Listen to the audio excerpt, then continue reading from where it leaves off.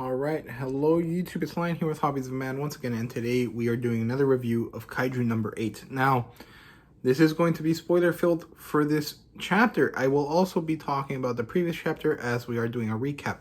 If you do not want any spoilers, please go read the chapter first, then come back, and then we can have a chat.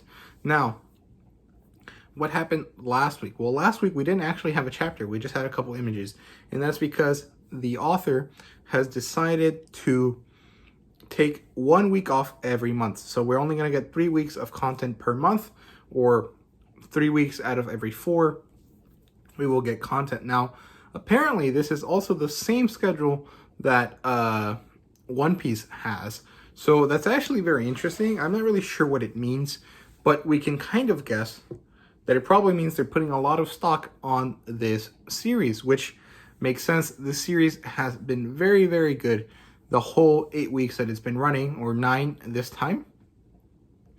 And I'm really excited to see where it goes. Now, we don't know how long it will last. We never know with these series, but so far there hasn't been a bad chapter. So I'm really excited to see how long this lasts. Hopefully it becomes a very big shonen series. Now, what happened the previous week?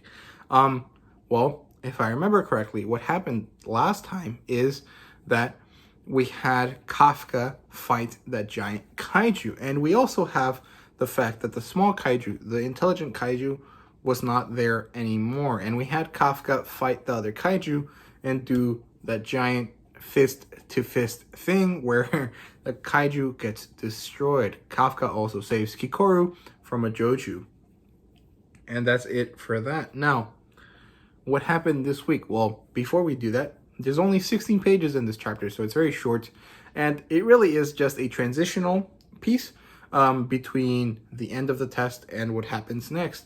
But we had a few good bits. Now, this chapter opens with the Japan Defense Force Captain Mina and the other guy, I can't remember his name ever, arriving on the scene and realizing, hey, there's no one here, what happened? Cute doctor lady with the giant glasses that have squiggly lines on them says that none of the students are there, or the examinees are there, and that they found Kafka, Ichikawa, and Kikoru hiding somewhere else in Sector 6, if I remember correctly. We go back to Mina and the other guy, and they're looking around. They're curious as to what did this thing. And the other guy, I can't remember his name, sorry, says this is very similar to what we saw a couple months ago, which is a callback to the scene, the first scene where Kafka punches a kaiju and saves the little girl, because the kaiju was completely mangled in the same way. Now, this means that the Japan Defense Force is aware that someone is out there that has this power, but they're not aware of who it is. Now, if we remember correctly from last week, or 2 weeks ago, Kafka reached 9.8 magnitude power, which is a Dai Kaiju level power level. That's too many levels, but you guys understand. Kafka has the power to be a king level kaiju, and he destroyed one with a single punch. So after that, we get Kafka and Ichikawa in the hospital. Apparently Kikoru is being was sent somewhere else to be treated with a lot of the best science that the JDF can muster. That's interesting because we know that the JDF is immensely scientifically aware, or have a lot of technology that we just don't know yet, which is interesting. And then we get Mina showing up to Kafka's hospital bed to thank him for his service for saving Kikoru. And I quite liked seeing Mina outside of her uniform. I thought it was nice, and I love the way she's drawn. I think she's a very interesting looking character. I quite like her.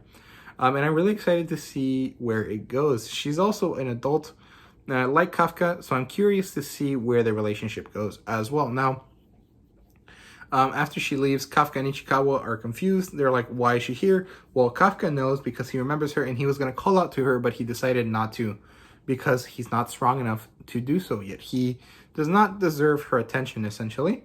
And him and Ichikawa are talking, and they realize, or Kafka decides or tells Ichikawa that it was all his kind of fault, or it's all because of him that Kafka tried again, and he forgot that trying at a dream so big means that you're gonna get beat to shit every time until you achieve it, and that's okay because it's part of the process, and that he's happy to be on this journey again, and that he really wants to thank Ichikawa.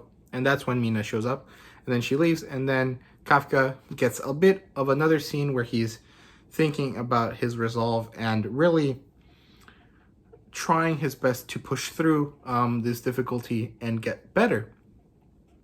And then we have the big plot twist of this chapter. We go back, and apparently we're in a restroom stall now, and there's someone on the phone, and we see the kaiju, the hammerhead kaiju, that really ominous kaiju from a few chapters ago, and he's talking on the phone, and he's talking normally, and it's actually a little bit funny.